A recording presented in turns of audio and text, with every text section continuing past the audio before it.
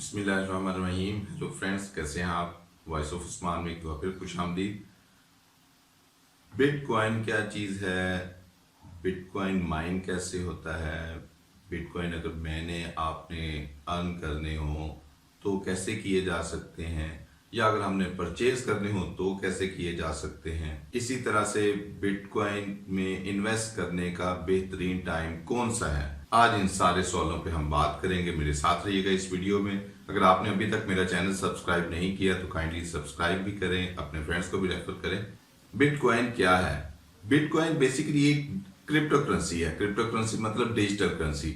मैंने पहले भी अपनी एक वीडियो में बताया था कि जो हम आम अपनी रोजमर्रा जिंदगी में जब कोई भी दो शख्स आपस में लेन देन करते हैं तो वो या फिजिकली कैश की सूरत में पे करते हैं, नोट देते हैं, या बैंक ट्रांसफर करते हैं, या चेक देते हैं, तो उसके पीछे कोई ना कोई या तो गवर्नमेंट इन्वॉल्व होती है या बैंक इन्वॉल्व होता है। जिस अगर हम पाकिस्तान की बात करें तो पाकिस्तान में आप देखेंगे 100 रुपए के नोट के ऊपर लिखा होगा कि बैंक दौलत पाकिस्तान हामिद रजा को इतने रुपए अदा करेगा। उसकी एक 100 की वर्थ है। एक्चुअल में तो वो कागज का नोट है, लेकिन जब गवर्नमेंट की उसको पीछे बैक मिल रही है तो फिर उसकी एक वर्थ बन जाती है।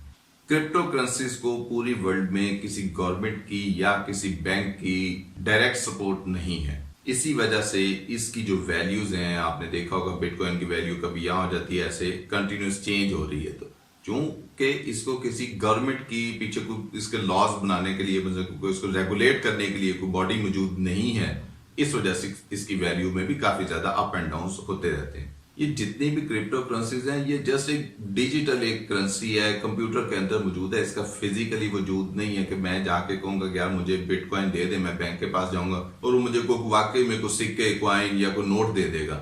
वो मुझे उसका अल्टरनेट देगा। अल्टरनेट से मुराद है कि मैं उसको कहूंगा मुझे बिटकॉइन के आप इतने यूएस डॉलर दें, तो वो मुझे यूएस डॉलर दे सकता है, मुझे पाकिस्तानी रुपीस दे सकता है। बिटकॉइन एक्चुअल में कोई हार्ड कैश नहीं है, या कोई भी जो क्रिप्टो करेंसी वो एक्चुअल में हार्ड कैश नहीं है। ये जस्ट एक कंप्यूटर के अंदर फिगर है। ये जो डिजिटल करेंसी, क्रिप्टो करेंसी का कॉन्सेप्ट है, ये कोई आज नहीं आया। ये 90s 80s में 90s में डिजी कैश के नाम से पहली करेंसी इंट्रोड्यूस हुई थी, जो ज्यादा चल तो नहीं सकी, लेकिन कॉन्सेप्ट ये आज से 30-40 साल पुराना है। अब बात करूंगा दोबारा बिटकॉइन के ऊपर। बिटकॉइन 2009 में 8-9 में इंट्रोड्यूस हुआ। सतोशी नाकामोटो ने इसको इंट्रोड्यूस करवाया। सतोशी नाकामोटो ये बड़ा मिस्टीरियस किस्म का एक क्रिएटर है। नहीं पता कि कौन है, कोई एक शख्स है, कोई एक ग्रुप ऑफ कंपनीज हैं, या कोई ग्रुप ऑफ पीपल हैं। ये एक मिस्टीरियस क्रिएटर है। एक नई करेंसी वर्ल्ड में आ गई, इस टाइम हाईएस्ट वैल्यू करेंसी है। आप सोच सकते हैं कि इसके क्रिएटर का पता ही नहीं है कि कौन है। ये एक मिस्टीरियस है। कुछ लोग इसको मिथ के तौर पे इस तरह से लेते हैं कि सतोशी नाकामोटो, सतोशी सा फॉर सैमसंग, टोशी फॉर टोशिबा, नाकामोटो में मोटो फॉर मोटोला। तो ये कुछ ग्रुप ऑफ कंपनीज हैं जिन्होंने हिडन तौर पे अपने मफाद के लिए इसको एक इंट्रोड्यूस करवाया। लेकिन ये सारी मिथ्स हैं, इसके बारे में कोई कंफर्म राय नहीं है कि ये किसने बनाया। 2009 में भी जब ये इंट्रोड्यूस हुई तो ऑनलाइन इंट्रोड्यूस हुई है। कोई इसके लिए कोई जलसा नहीं किया गया, कोई हाल में इंट्रोड्यूस नहीं करवाई, कोई गवर्नर्स को बुलाया गया, तो ऐसा कोई कॉन्सेप्ट नहीं था। 2-3 सालों तक सतोशी नाकामोटो ने किसी के साथ भी अगर कोई कम्युनिकेशन की तो वाया ईमेल्स की। तो पहली बात तो मतलब कि इसकी इन्वेंशन के हवाले से जो एक मिस्टीरियस चीज है कि सतोशी नाकामोटो का किसी को पता नहीं है कि वो कौन है। क्योंकि एक्चुअल में अगर पता हो तो जितने आप उसके पास बिटकॉइन है, शायद वो दुनिया का अमीर तरीन आदमी नहीं भी बना तो बन जाए। बिटकॉइन आ गया, सतोशी नाकामोटो ने इंट्रोड्यूस करवा दिया। ये बिटकॉइन बनते कैसे हैं, बिटकॉइन माइनिंग का क्या मतलब है, अब मैं इस पे बात करूंगा। सतोशी नाकामोटो ने जब 2009 में इसको इंट्रोड्यूस करवाया तो जिसका मैंने पहले बात की, उसने हर चीज ऑनलाइन इसको इंट्रोड्यूस करवाया।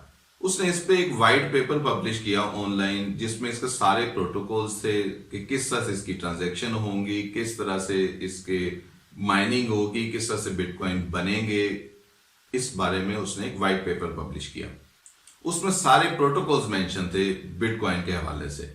सतोशी नाकामोटो के वाइट पेपर के मुताबिक पूरी वर्ल्ड में जब भी कहीं पे भी पूरी वर्ल्ड में कोई ट्रांजैक्शन होती है बिटकॉइन की, ट्रांजैक्शन से मुराद है कोई बंदा, कोई पर्सन ए पर्सन बी को कुछ अमाउंट सेंड करता है, तो उस वाइट पेपर के मुताबिक एक एल्गोरिदम है कॉम्प्लेक्स किस्म का जो रन होना होता है, जो उस ट्रांजैक्शन को कंफर्म करता है कि हाँ जी आया, ये वाकई ट्रांजैक्शन हुई है, पर्सन ए ने पर्सन बी को पैसे सेंड कर दिए हैं, इसके अकाउंट से इतने माइनस कर दें, इसके अकाउंट में इतने प्लस कर दें। ये जितनी कैलकुलेशन है ये ऐसे नहीं होती, इसके अगेंस्ट एक कम्प्लेक्स किस्म का एल्गोरिदम है जिसको सॉल्व करने पे एक अच्छे खासे कंप्यूटर को 9 से 10 मिनट लगते हैं। अब जब ये ट्रांजैक्शन पूरी वर्ल्ड में कहीं पे भी होती है तो पूरी वर्ल्ड में जितने माइनर्स बैठे हुए हैं, बिटकॉइन का जो एक रिकॉर्ड मेंटेन कर रहे हैं अपने कंप्यूटर्स के अंदर, माइनिंग रिग्स के अंदर, वो उस एल्गोरिदम को सॉल्व करने में लग जाते हैं। एल्गोरिदम को सॉल्व करने का मतलब कि ट्रांजैक्शन को कंफर्म करते हैं। जो उस एल्गोरिदम को पहले सॉल्व कर लेता है वो अपने पास भी कंप्यूटर में सेव करता है, एक तरह की स्टैंप लगा देता है कि हाँ जी ये पर्सन ए ने पर्सन बी को इतने पैसे सेंड कर दिए हैं, इसमें से माइनस होने हैं, इसमें प्लस होने हैं, अपने पास सेव करता है और ब्रॉडकास्ट कर देता है। ब्रॉडकास्ट करने का मतलब पूरी वर्ल्ड में बिटकॉइन माइनर्स को बताता है कि इसने इसको इतने पैसे सेंड कर दिए हैं, ये फाइनल जो खाता आखिरी जो मेरे मुताबिक बना है वो ये बना है, मैंने अपडेट कर लिया, आप भी अपडेट कर लें। तो इसका रिकॉर्ड पूरी वर्ल्ड में सब बिटकॉइन माइनर्स के पास है, इसी वजह से इसको डिसेंट्रलाइज करेंसी कहते हैं। अब एक और चीज, मैं बार बार लफ्ज यूज कर रहा हूं, बिटकॉइन माइनर या बिटकॉइन माइनिंग। सतोशी नाकामोटो के मुताबिक जो बंदा, जो बिटकॉइन माइनर उस एल्गोरिदम को पहले सॉल्व करता है, मैंने अभी सारी आपको बताया, उसको कुछ bitcoin automatic as a reward मिलते हैं। इसी कॉन्सेप्ट का नाम बिटकॉइन माइनिंग है कि बेसिकली लोग क्यों उसको मेंटेन कर रहे हैं, खाता जो उसका लेजर है क्यों मेंटेन कर रहे हैं, बिटकॉइन जो माइनिंग, जो बिटकॉइन एज ए रिवॉर्ड उनको मिलेंगे उसके लालच में कर रहे हैं, ऐसे कोई नहीं करता है। ये अब कितने रिवॉर्ड मिलते हैं, 2008-9 में जब बिटकॉइन इंट्रोड्यूस हुआ था तो उस टाइम किसी भी ट्रांजैक्शन को सॉल्व करने के 50 बिटकॉइन एज ए रिवॉर्ड मिलते थे। व्हाइट पेपर, सतोशी नाकामोटो के व्हाइट पेपर के मुताबिक नंबर ऑफ ट्रांजैक्शन है कि जब इतनी ट्रांजैक्शन हो जाए तो जो रिवॉर्ड मिला करेगा उसकी मिकदार हाफ हो जाएगी। ये जो उसकी क्वांटिटी हाफ हो जाती है, इसमें ऑलमोस्ट 4 साल का टाइम तकरीबन लग जाता है। 2008-9 में इंट्रोड्यूस हुआ, उस टाइम बिटकॉइन जो एज ए रिवॉर्ड मिलते थे बिटकॉइन माइनर्स को, वो 50 बिटकॉइन एक ट्रांजैक्शन के अगेंस्ट मिलते थे। तकरीबन 4 साल बाद यानी 2012 में इसकी क्वांटिटी हाफ होके 50 का 25 रह गई। 2016 में इसकी क्वांटिटी मजीद हाफ होके 12.5 हो गई। 2020 में आके यही क्वांटिटी 6.25 बिटकॉइन रह गई है। ये जो क्वांटिटी मुसलसल हाफ हो रही है, इस कॉन्सेप्ट का नाम है बिटकॉइन हाल्विंग, हाफ हो जाती है। जिस तरह से गोल्ड, आपको पता है बहुत मुश्किल काम है माइन करना, सारे मतलब वो मजदूर लगे रहते हैं और इतनी सी क्वांटिटी उनको मिलती है। तो इसी कॉन्सेप्ट पे ही इसके लिए भी लफ्ज माइनिंग का यूज किया जाता है कि एक कॉम्प्लेक्स एल्गोरिदम पूरी वर्ल्ड में लोग सॉल्व कर रहे हैं, उस पर इलेक्ट्रिसिटी कॉस्ट आ रही है, कंप्यूटर की कॉस्ट आ रही है, बाकी खर्चे आ रहे हैं। पहले उसको 50 बिटकॉइन मिलते थे, अब उसको 6.25 मिल रहे हैं। 4 साल बाद मजीद तकरीबन 2024 में ये और आधे रह जाएंगे, करते करते और आधे रह जाएंगे। अब जैसा गोल्ड की मिकदार पूरी वर्ल्ड में लिमिटेड है, इसी तरह से बिटकॉइन की मिकदार पे भी एक लिमिट है। जब ये सतोशी नाकामोटो इन्वेंट किया था, क्रिएट किया था, तो इस पे एक लिमिट लगाई हुई है कि पूरी वर्ल्ड में अब ये बिटकॉइन तो बनते जाएंगे जितनी ट्रांजैक्शन होती जाएंगी। 21 मिलियन से ज्यादा बिटकॉइन नहीं बन सकते। पूरी वर्ल्ड में जो मैक्सिमम बिटकॉइन की तादाद हो सकती है वो 21 मिलियन है। ऑलमोस्ट 98% बिटकॉइन इसमें से बन चुके हैं अब तक। हाल्विंग के कॉन्सेप्ट पे, चूंकि हर 4 साल बाद तकरीबन इसकी जो रिवार्ड की क्वांटिटी आधी होती जाएगी, तो जो 21 मिलियन जो बकाया तकरीबन 2% बिटकॉइन रह गए बनने वाले, ये बनते बनते 2140 तक जाके कंप्लीट होंगे। अच्छा, अब हम बात करेंगे बिटकॉइन में परचेज करना चाहता हूं तो किस तरह से करूंगा, किस तरह से उसको मेंटेन करूंगा, इसके लिए क्या सारा सेटअप बनाना पड़ेगा।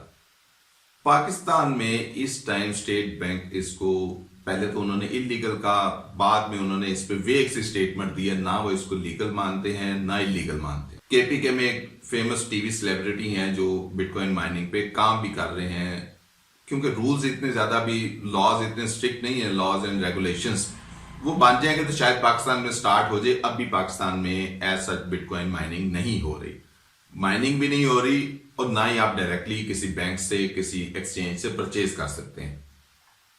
तो पाकिस्तान में बैठ के हमें बिटकॉइन अगर हमने इन्वेस्ट करना हो, परचेज करनी हो, तो कैसे करेंगे? एक तो ये जुगाड़ ही है कि हम अपने किसी यूके, यूएसए, कनाडा में बैठे किसी दोस्त को जिस पे हम ट्रस्ट कर सकें उसको पैसे दें कि यार मेरे बिहाफ पे तुम बिटकॉइन ले लो।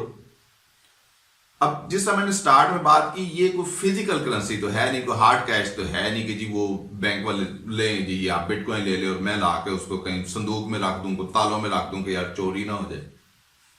ये कैसे फिर बैंक वाले मुझे देंगे किस तरह से? इसके लिए बिटकॉइन की जो मुख्तलिफ एक्सचेंजेस हैं, बिटफाइनेक्स है, बाइनांस है, या और काफी ज्यादा एक्सचेंजेस जो बाहर चल रही हैं या नहीं उस तरह से फंक्शनल, वो अपनी वेबसाइट के ऊपर ही आपको एक अकाउंट बना देती हैं कि आपके बिटकॉइन जहां पे आ गए हैं आप उसको देख सकते हैं, ट्रांजैक्शन कर सकते हैं। उस अकाउंट जो वो हमारा बनाते हैं उसको बेसिकली डिजिटल वॉलेट कहते हैं। अब जब कोई बंदा बिटकॉइन परचेज करता है तो बेसिकली उसके जो बिटकॉइन है वो डिजिटल वॉलेट में आ जाते हैं। अगर मैं उस वेबसाइट के डिजिटल वॉलेट में नहीं रखना चाहता तो फिर मैं किसी अपनी हार्ड डिस्क वगैरह में भी उनको कह सकता हूं कि जी मुझे आप मेरे जो बिटकॉइन है मेरी इस हार्ड डिस्क में ट्रांसफर कर दें, इसमें दे दें, इस यूएसबी में दे दें। अब जब कोई बंदा बिटकॉइन परचेज करता है तो उसके साथ उसको दो चीजें बेसिकली अलॉट होती हैं, एक पब्लिक की, एक प्राइवेट की। पब्लिक की वो की है, की से मुराद आईडी है बेसिकली, जो एक टैक्स की सूरत में डिजिट्स टैक्स मिला के होते हैं, जो पूरी वर्ल्ड में जब भी अगर आप ट्रांजैक्शन करेंगे तो वो आपकी पब्लिक की जाएगी कि इस आईडी ने इस आईडी को ट्रांसफर किए हैं। आपका रिकॉर्ड नहीं जाएगा, आपका डेमोग्राफिक्स नहीं जाएंगे कि अली ने इसको ट्रांसफर कर दिए। आपकी पब्लिक की जाएगी कि इस पब्लिक की ने इस पब्लिक की को ट्रांसफर कर दिए। एक पब्लिक की अलॉट होती है और एक प्राइवेट की अलॉट होती है। प्राइवेट की बेसिकली आपका उस डिजिटल वॉलेट के ऊपर, डिजिटल करेंसी, क्रिप्टो करेंसी के ऊपर एक आपका पासवर्ड है। आप जब तक वो नहीं लगाएंगे आपकी करेंसी ट्रांसफर नहीं होगी, आपकी ट्रांजैक्शन नहीं होगी। ये आपका कंट्रोल है, आपका लॉक है बेसिकली कि आपने ताला लगाया हुआ, आपने चौकीदार खड़ा किया हुआ है कि आपके बिटकॉइन चोरी ना हो जाए, कोई मसला ना हो जाए। ये प्राइवेट की भी जो है ये कोई एटीएम कार्ड के पासवर्ड की तरह कोई 4 डिजिट का नहीं है, ये भी एक लंबा चौड़ा एक टेक्स्ट स्ट्रिंग होती है। सपोज अगर कोई बंदा अपनी प्राइवेट की भूल जाता है, जहां उसने डिजिटल वॉलेट में कहीं रखी हुई है, उस तक एक्सेस नहीं है, वो उसकी कोई हार्ड डिस्क गुम गई है, तो क्या होगा? तो वो कंगाल है, बेकार है, उसके बिटकॉइन जाया चले गए। अगर उसके पास पड़े भी हुए हैं तो वो ख्याली पुलाव के तौर पे तो अमीर है, अदरवाइज वो बिटकॉइन इस्तेमाल नहीं कर सकता। एक अंदाजे के मुताबिक वर्ल्ड में 60% जो इस टाइम बिटकॉइन ओनर्स हैं वो गोस्ट हैं, या तो वो अपनी प्राइवेट की भूल चुके हैं या उस तक एक्सेस नहीं है। मतलब अपने बिटकॉइन जहां उन्होंने डिजिटल वॉलेट में रखे हैं उस तक एक्सेस नहीं है, उसके पासवर्ड भूल चुके हैं अपने डिजिटल वॉलेट्स के। क्यों ऐसा हुआ? बिटकॉइन स्टार्ट हुआ 2009 में, तब इसकी वैल्यू थी 0.000 समथिंग कुछ डॉलर। आज इसकी वैल्यू $60,000+ में है। जिसने 2009 में बिटकॉइन अर्न किए थे, माइन किए थे, को अपने पास किसी तरह से भी परचेज किए थे, उसने सोचा होगा कि यार इसकी तो वैल्यू ही नहीं है, तो ऐसे ही उसने अपनी प्राइवेट की कहीं हार्ड डिस्क में इधर रख दी, उधर रख दी। हम 2 महीने ईमेल को पासवर्ड ना लगाए तो हमें भूल जाता। तो ऐसे ही उनको लोगों को अपने जो जहां उन्होंने प्राइवेट की रखी उसके तक एक्सेस ही नहीं है। अगर इनकेस आप किसी भी टाइम बिटकॉइन में इन्वेस्ट करते हैं तो अपनी प्राइवेट की सेफ्टी जरूर रखें। जैसे मैंने स्टार्ट में बातें की, बिटकॉइन को कोई गवर्नमेंट रेगुलेट नहीं कर रही, कोई स्टेट बैंक रेगुलेट नहीं कर रहा।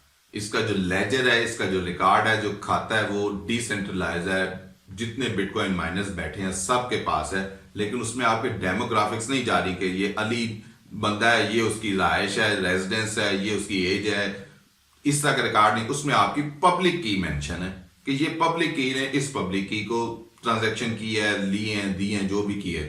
अब जब आपकी डायरेक्ट इंफॉर्मेशन नहीं जाती तो बिटकॉइन के स्टार्ट होने की वजह, बिटकॉइन के बूम आने की वजह यह है कि इसको 2 नंबर फ्रॉडियों ने ज्यादा यूज किया था। 2008-9 में जब ये इंट्रोड्यूस हुई थी तो कितनी और क्रिप्टो करेंसीज आपकी इंट्रोड्यूस हुई हैं, वो फ्लॉप भी हो गई हैं। बिटकॉइन को एक्चुअल में जो सही मानों में यूज किया था, जो इसको ऊपर लोग लेके गए थे, हैकर्स ने इसको यूज किया था, लोगों ने डार्क वेब में 2 नंबर कामों की पेमेंट के लिए इसको यूज किया था। लेकिन चूंकि अब बहुत बड़ी parties, well known person, well known celebrities इसमें इन्वेस्ट कर चुकी हैं, अब उस तरह से 2 नंबर काम नहीं हो रहे हैं। लेकिन इसके ऊपर जाने की रीजन, इसके सरवाइव करने की रीजन ये है कि ये 2 नंबर कामों में यूज हुई थी। बिटकॉइन माइनिंग, यार कोई भी जो उस ट्रांजैक्शन को सॉल्व कर लेगा उसको तो बिटकॉइन मिलेंगे। और एक बिटकॉइन मतलब आज का जो बिटकॉइन मिल रहे हैं 6.25 बिटकॉइन मिल रहे हैं, एक बिटकॉइन की वैल्यू $60,000 है। तो क्यों ना मैं भी बिटकॉइन माइनिंग स्टार्ट कर दूं। बिल्कुल जी, आप भी बिटकॉइन माइनिंग कर सकते हैं। उसके लिए बिटकॉइन माइनिंग रिग्स होती हैं, काफी ज्यादा कंप्यूटर्स एक स्पेशल तरीके से जोड़े जाते हैं। कंप्यूटर्स इनफैक्ट सीपीयूज और जीपीयूज होते हैं, बहुत अच्छी पावर होती है उनकी। केपीके में, खैबर पख्तूनख्वा में एक well known TV anchor person है, वो मतलब कि बिटकॉइन माइनिंग करना भी चाह रहे हैं, उन्होंने उधर स्टार्ट भी की है। तो अगर ये इतना ही आसान है तो हर कोई क्यों नहीं कर लेता। आयरलैंड यूरोपियन यूनियन का सेकंड लार्जेस्ट पॉपुलेटेड कंट्री है। उसकी जो एनुअल पावर कंजप्शन है वो तकरीबन 5,000 किलोवाट आवर है।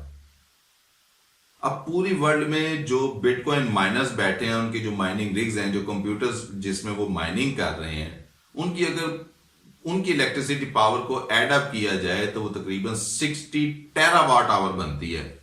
5,000 किलोवाट आवर और 60 टेरावाट आवर। मतलब कि बिटकॉइन माइनिंग इतनी आसान नहीं है कि ये मतलब कि लो जी ऐसे हो जाएगी तो मैं ही क्यों ना कर लूं, तो रात रात 4 सुबह मुझे कुछ 6 बिटकॉइन भी मिले हो तो मेरे तो वारे न्यारे हो जाएंगे। इसमें कंजप्शन लग रही होती है। इसी तरह से इस टाइम जो सुपर कंप्यूटर चल रहा है, जो उसकी कंप्यूटिंग पावर है वो तकरीबन 122.3 पीटाफ्लॉप्स है। पूरी वर्ल्ड के अगर बिटकॉइन माइनर्स जो उनके जो कंप्यूटर हैं उनकी कंप्यूटिंग पावर को एड अप किया जाए तो ये 80704290 पीटाफ्लॉप्स बनती है। 7-8 डिजिट में जा रही है। सुपर कंप्यूटर की जो कंप्यूटिंग पावर है वो 3 डिजिट में है और इसकी 8 डिजिट में है। लेकिन इसका ये मतलब नहीं है कि सुपर कंप्यूटर तो कोई भी काम कर सकता है, हजारों किस्म के वैरायटी ऑफ वर्क्स कर सकता है, लेकिन बिटकॉइन माइनिंग रिग्स जो है वो सब बिटकॉइन माइनिंग ही कर सकती हैं। आम जो करेंसी होती है मेरी जेब में है, हो सकता है कुछ चोर मेरा वॉलेट निकाल ले, कि गन पॉइंट में मेरे से ले ले, तो बिटकॉइन तो एक डिजिटल करेंसी है, सब कंप्यूटर के अंदर है, तो इसमें भी ऐसा कोई सीन है। जब भी बात कंप्यूटर की आती है तो साथ ही हमारे जहन में आते हैं हैकर्स। बिल्कुल जी, बिटकॉइन हैकिंग हो जाती है, हो मुश्किल काम है, लेकिन 2015-16 में एम्प्टी गॉक्स हैक और बिटफिनेक्स हैक काफी फेमस हैं, जिसमें ऑलमोस्ट 1 मिलियन बिटकॉइन हैक हुए थे। चूंकि इसका जो लेजर है, जो इसका खाता है, वो डिसेंट्रलाइज है, सबके पास है, तो ये हैकिंग काफी मुश्किल होती है। अगर किसी एक एक्सचेंज पे, किसी एक माइनिंग रिग पे हैकिंग हो भी जाती है तो बाद में बाकी लोगों का खाता देख के उसको करेक्ट किया जा सकता है। तो ये एक कॉम्प्लिकेटेड टास्क है। मैं ये नहीं कहता कि हो नहीं सकता, लेकिन बड़े बड़े बब्बर चीते बैठे हैं जी दुनिया में जो पता नहीं क्या क्या कर लेते हैं। आखिर पे बिटकॉइन में इन्वेस्ट किस टाइम करना चाहिए? आप स्क्रीन पर देख सकते हैं इसकी वैल्यू काफी ज्यादा अप एंड डाउन हो रही है। इसका जो सही बूम, सही मानों में जो बूम आया था वो 2017 में आना शुरू हुआ। 2017 में इसकी वैल्यू चढ़ते चढ़ते $4-5 हजार से स्टार्ट होके $15-20 हजार तक गई थी। 2000 जैसे 18 शुरू हुआ, ये अचानक वापस $6,000 पे आई। तो इसके मुतालिक लोगों ने जो मतलब के इकोनॉमिस्ट जो इसके बारे में बात करते हैं कि ये एक बबल है जो मतलब के फूलता है और फिर फट जाता है। लेकिन अभी एकदम इसमें दोबारा इतना चढ़ाव आ चुका है कि जिसका मैंने पहले बात की, एलन मस्क ने इसमें इन्वेस्ट किया, कुछ और लोगों ने इन्वेस्ट किया, तो इसकी वैल्यू इस टाइम $60,000+ जा चुकी है। तो इसमें क्या कौन सा बेस्ट टाइम है इन्वेस्ट करने का, ये इस बारे में कोई कुछ नहीं कह सकता। अप एंड डाउन इतने ज्यादा हैं। एक जुआ है कि अगर आपकी वैल्यू ऊपर भी जा सकती है, नीचे भी जा सकती है, लेकिन जो आने वाला दौर है वो डिजिटल करेंसी का दौर है। ज्यादा चांसेस यही हैं कि आप जो इसमें इन्वेस्ट करेंगे वो करेंसी आपको उसमें प्रॉफिट होगा। लेकिन ये प्रॉफिट ऐसे नहीं होगा कि मैं अभी इसमें इन्वेस्ट कर रहा हूं तो मैं एक्सपेक्ट ये करूं कि जी मुझे कल मेरा प्रॉफिट हो जाएगा। एक टाइम टेकिंग प्रोसेस है, 6 महीने साल लग सकते हैं, जिसमें मुझे एक अच्छा प्रॉफिट अर्न हो सकता है, जिसमें आपको एक अच्छा प्रॉफिट अर्न हो सकता है। लेकिन जो एक बात जिसका ख्याल रखना चाहिए, आप जरूर रखें, अपनी सारी जमा पूंजी, अपनी सारी इन्वेस्टमेंट एक साथ बिटकॉइन भी ना कर दें, वैरायटी ऑफ टास्क में करें। कोई इधर इन्वेस्ट कर दें, कोई उधर कर दें, अगर आपके पास ज्यादा पैसे हैं तो आप, ताकि अगर किसी एक जगह डूबे भी तो आप ना उसके साथ डूब जाएं। बिटकॉइन से इस टाइम हम क्या क्या परचेज क्या क्या कर सकते हैं? बिटकॉइन से हम मुख्तलिफ चीजें परचेज कर सकते हैं। पाकिस्तान में तो ऐसा नहीं है, जहां पे ये लीगल है, यूके, यूएस, कनाडा वगैरह में तो वहाँ पे आप मुख्तलिफ ई कॉम की वेबसाइट है, ई कॉमर्स की वेबसाइट, वहाँ पे डायरेक्टली बिटकॉइन के थ्रू परचेज कर सकते हैं। आप स्टारबक्स से कॉफ़ी परचेज कर सकते हैं, मुख्तलिफ एयरलाइंस के टिकट्स परचेज कर सकते हैं बिटकॉइन ट्रांजेक्शन के थ्रू। और तो और अब आप डायरेक्टली टेस्ला कार भी बिटकॉइन के थ्रू परचेज कर सकते हैं। 22 मई 22 मई को बिटकॉइन पिज़्ज़ा डे कहा जाता है। मज़े की बात कि जो बिटकॉइन की जो पहली ट्रांजैक्शन मानी जाती है वो कहा जाता है कि 22 मई 2010 को हुई थी, जिसमें लेजियो हेंजियक ने 10,000 बिटकॉइन के एवज 2 लार्ज पिज़्ज़ा ऑर्डर किए थे। आप बिलीव कर सकते हैं कि अगर वो 10,000 बिटकॉइन को आज हम इवेल्युएट करें तो कितनी ज़्यादा थाउजेंड्स ऑफ डॉलर के उसने 2 लार्ज पिज़्ज़ा परचेज किए। बहरहाल ये सारी मेरी राय थी, हो सकता है आपकी राय मुख्तलिफ हो। जो भी आपकी राय हो कमेंट में ज़रूर आगाह कीजिएगा। Thank you for watching voice of Usman.